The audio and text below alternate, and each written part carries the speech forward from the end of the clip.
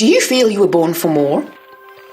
Get ready to uncover your God-given purpose so you can impact the world with your gifts, your talents, and your story.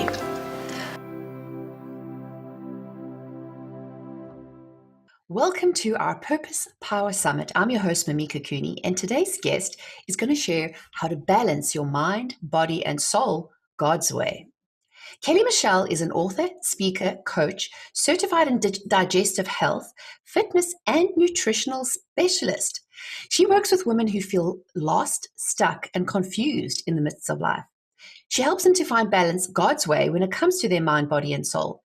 She loves to teach women how to build a new foundation based upon God's principles, how to deepen their walk, and how to find overall balance while living faith first. Kelli makes every step full of purpose and inspiration. So welcome, Kelli. Welcome to the show. I'm so excited to have you here today. Thank you. I am so excited to be here, and I'm very honored. I saw your lineup for this summit, and I am so honored to be part of that. So thank you. Yeah, you're welcome. Well, I love to get in contact and speak to, like-minded ladies like yourself who are on the same path, and, God's worked in our lives, and we've got something to share with others. And I know for this summit itself has been a work in progress for a while, and I'm just so excited to be able to share what you have to offer with the audience, because I know everybody listening today, this is something that a lot of us struggle with. Just trying to find balance, especially us moms. Like, we are so bad at trying to be kind to ourselves. We are usually the last ones to look after ourselves.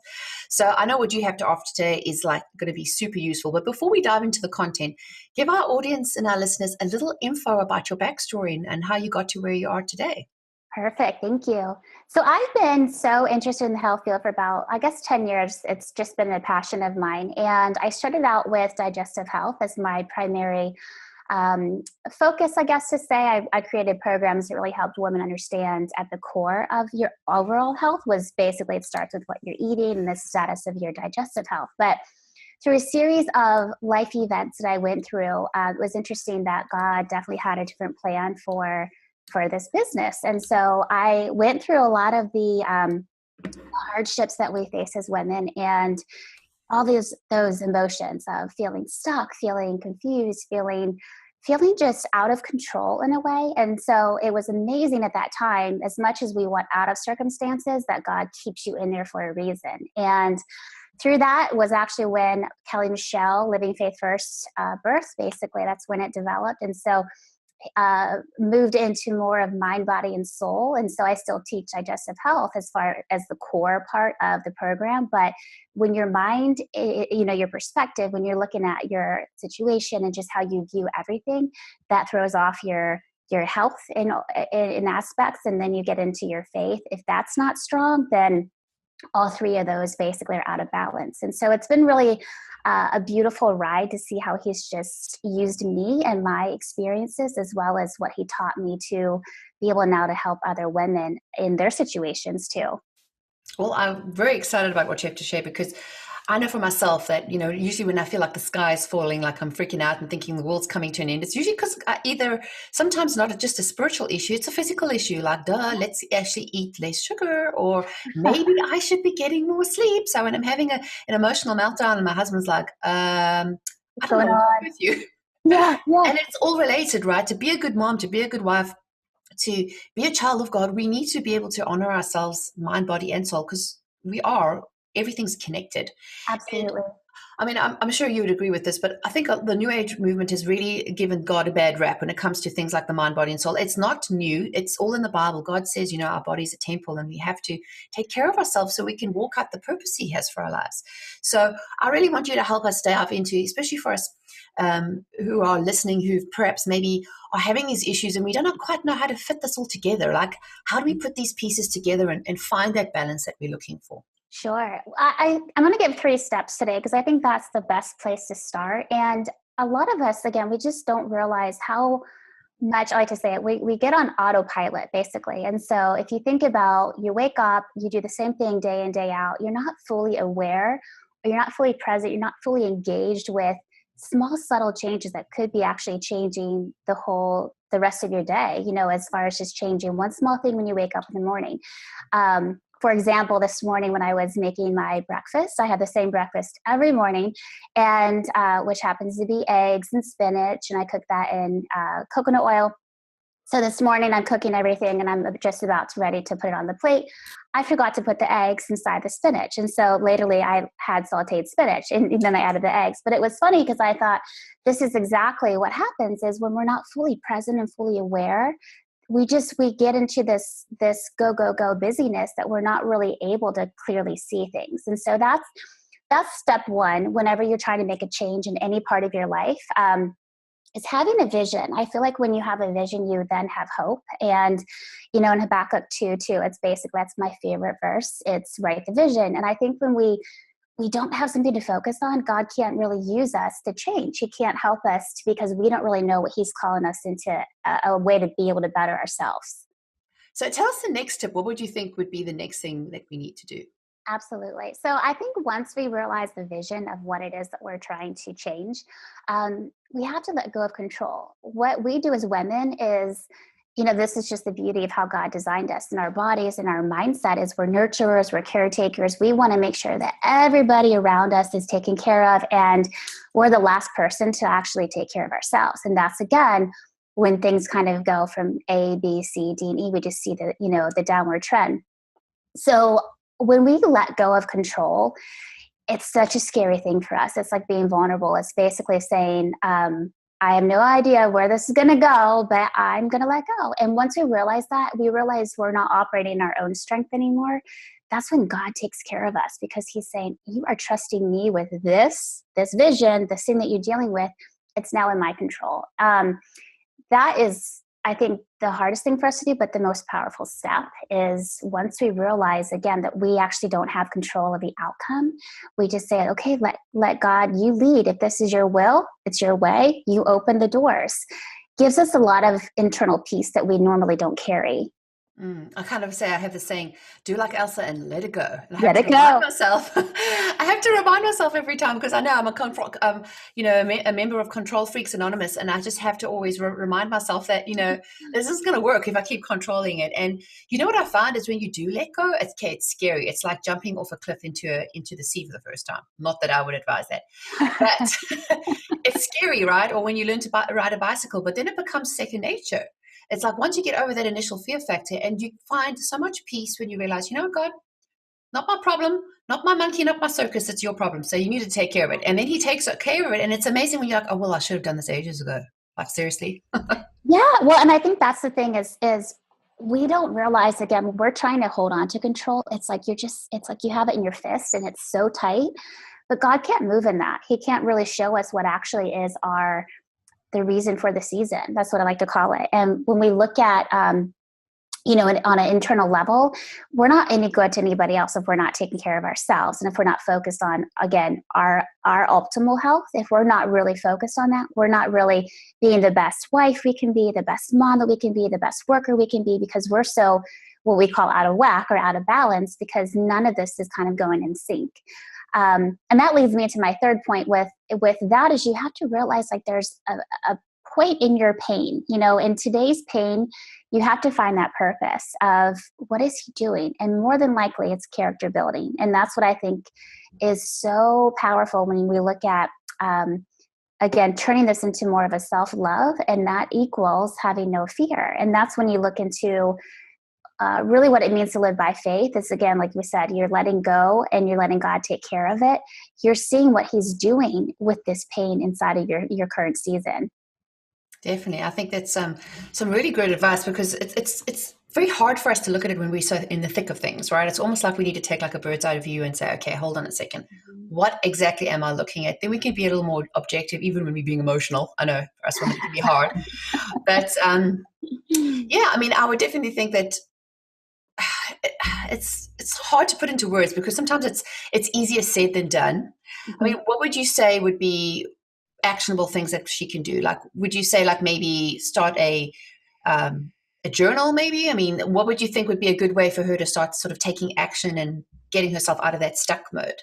Good question. I work with everyone I work with. I have them start a journal or a log. In one of my activities we do in the very first module of the program I offer, we go through this series of events where basically you have a tree and you think of just the picture of a tree, and you can put a line down the middle of this tree. You have all these leaves, and basically you would put on one side, on the left side, you put your problems, your current frustrations, your current things that say, okay, if I had this one thing that could change, or if this came in my life, this would make everything better. Like this, those items out.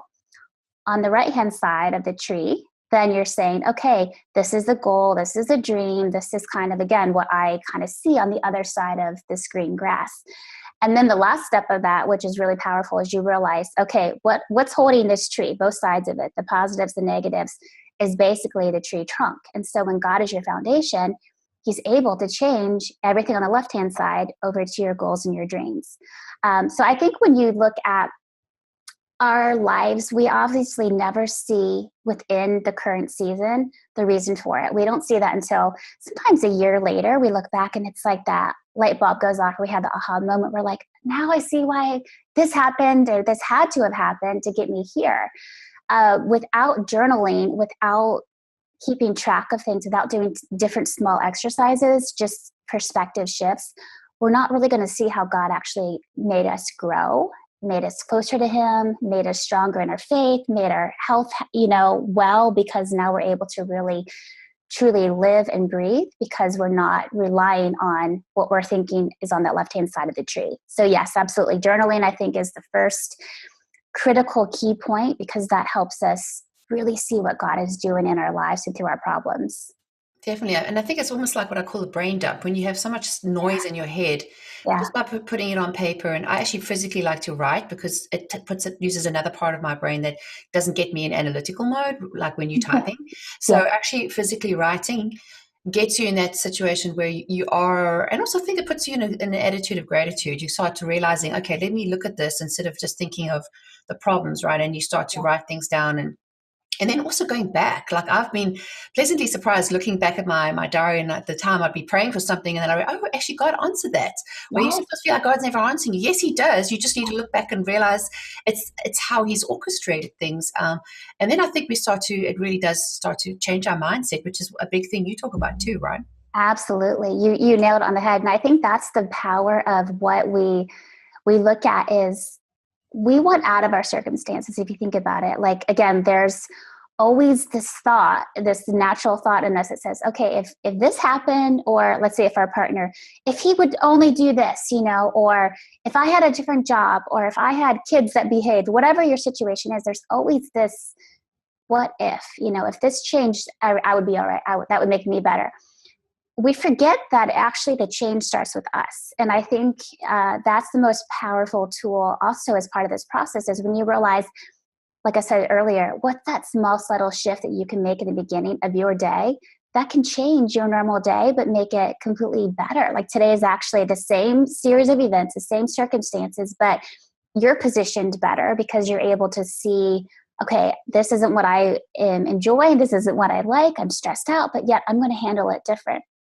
So that's where the mindset comes in, is really understanding when you're trusting God to really move you inside of that season. But again, like, he has you there for a reason. And so instead of wanting out of our season, out of our circumstances, or wanting stuff to change, let your circumstances change you. And I think when we realize that's part of that letting go process, it's so freeing, because we realize, okay, God has a plan here, and I am supposed to learn something. I'm supposed to still be a blessing to somebody. What I'm suffering through could be something I can help someone else with. And it's so beautiful when you look back, and again, you see through that season of hardship that you were so like begging God every day, like, I want out of it, just change this. That's not what he actually wanted for you. And so you trust his plan. Then you see, actually, wow, he really did have provisions. The same hopes and dreams, they came true, just not how I thought. It wasn't on the same path that I had planned. But oh my goodness, it's so much better than I could have ever imagined, because I'm stronger as a person. It's almost like, building that muscle. So like, even though it's hard and we're pushing and we're pushing and Yep. whatever we're doing physically, mentally, emotionally, we're learning and we're getting better. And I've had to learn to flip the switch, flip the script. And I always think, okay, God, what is the lesson you want me to learn? Because I always think that, with God, we get the test first and then the lesson. It's not the other way around. And we're so used to it being the other way around with school. But I'm like, okay, God, what do you want? What do you want me to learn so I can get off this mountain and then graduate to the next one instead of me sitting there whining and crying and having a pity party because I'm the only one at the party. No one else wants to join me. Sorry. So I realized it's a waste of time, right? So I have to say we can't finish this without even mentioning your background in digestive health. And the reason why I think this is important is I was diagnosed 8 years ago with celiac, and I didn't know I had it, which really affected my moods, my emotions, my hormones, my whole entire life, where I thought I was having existential crises. It was more for physical help. So what could you say about that and how that affects us? So good. So good. Yeah. I think when you look at another part of why I love working specifically with women is we have so much in common where not only are we kind of distracted in a way of, we say social media is a blessing and also a curse at the same time because of image and things like that. But we hold so much with our appearance, with our emotions, with our health, that we always feel like there's this perfect woman, there's this perfect thing. And that's what we always kind of compare our own status with. So with that said, is there's always diet trends out there. I remember growing up, my mom was on the fat-free diet, and it was skim milk in the house and it was just low fat everything. And now when you look at actually what does your body need, that was horrible because that does nothing but digest as sugar. You're going to keep on the weight. And so stuff that we don't realize on a day-to-day basis, this is again how beautiful it is that it ties into mind, body, soul.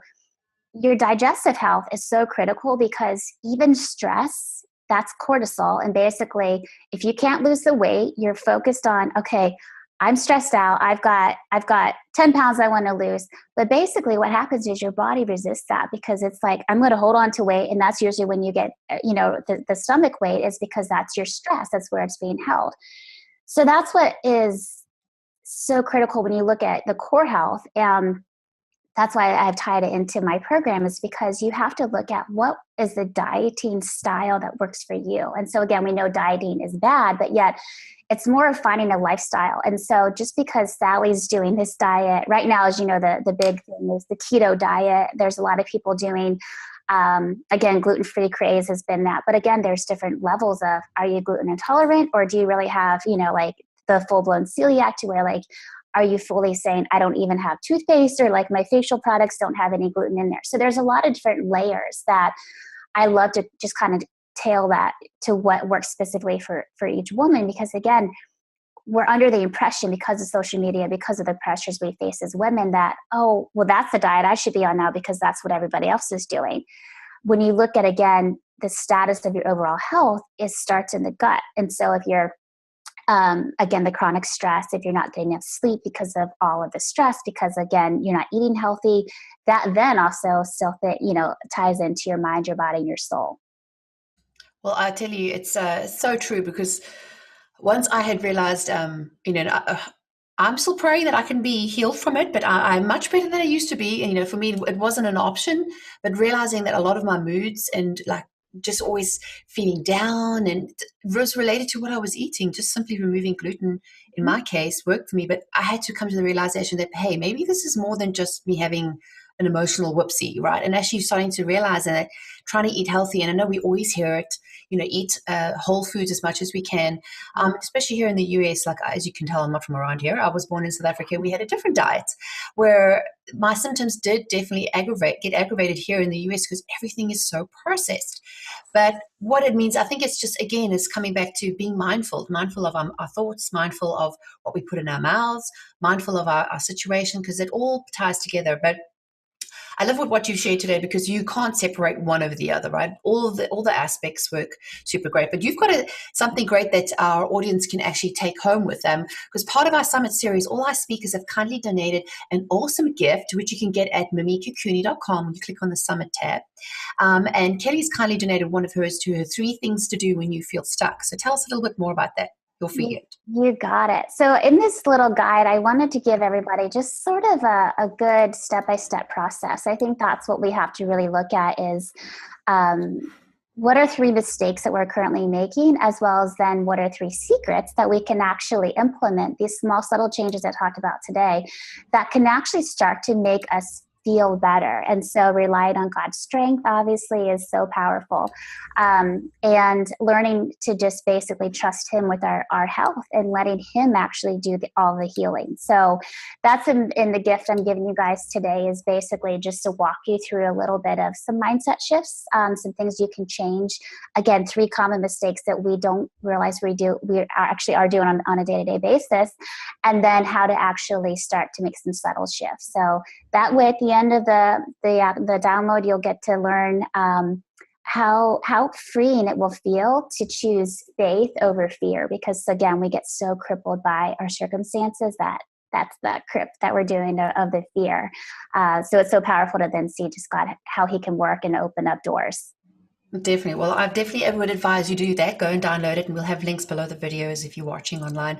And so tell everybody how they can get in touch with you. Where can they find you? You got it. So my website is kellimichele.com. I always have to spell it because it's KelliMichele.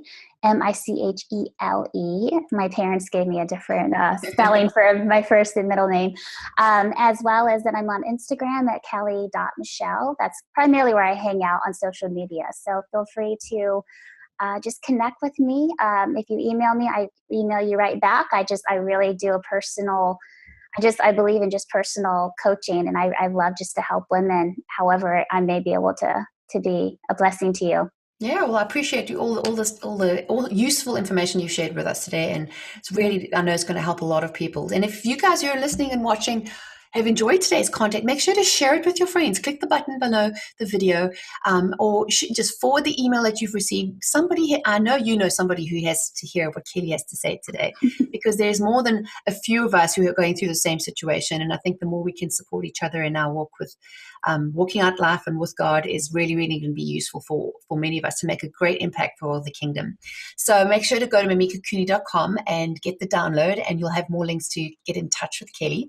But I'm going to say thank you so much for spending the time with us today and sharing that awesome content. I look forward to hearing our feedback. So if you're listening and you enjoyed what Kelli had to say, reach out to her. Get the conversation going. We love to be support to everybody, to our audience here.